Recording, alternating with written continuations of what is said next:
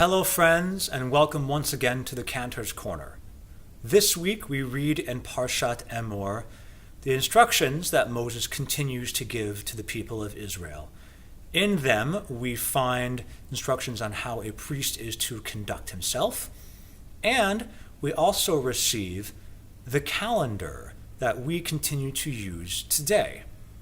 In this calendar, one of the segments that is mentioned is what we are to do between what we see today as the holidays of Passover and Shavuot.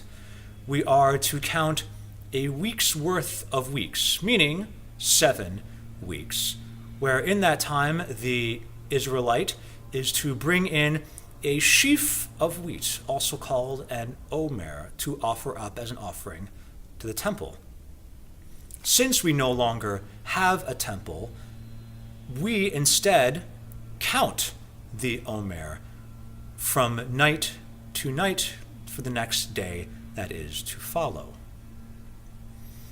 Now, the Kabbalists, more mystical people, they took the 7 characteristics of God, 7 out of the 10 characteristics of God, that they saw as applying to people and said, well, since we have 7 characteristics of God that we can use to apply to us, and there are 7 weeks, and each week is having 7 days, we can take each one of these characteristics, apply them to each week, and inside of there we can apply one of these characteristics to each day inside of the week.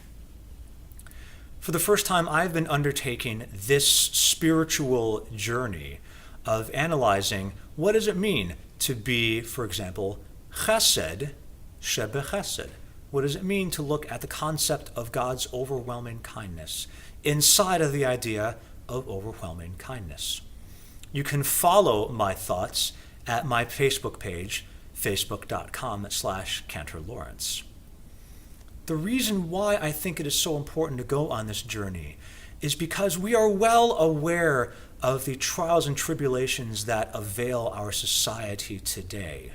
You've heard me talk about a number of them, and I've encouraged you to take action.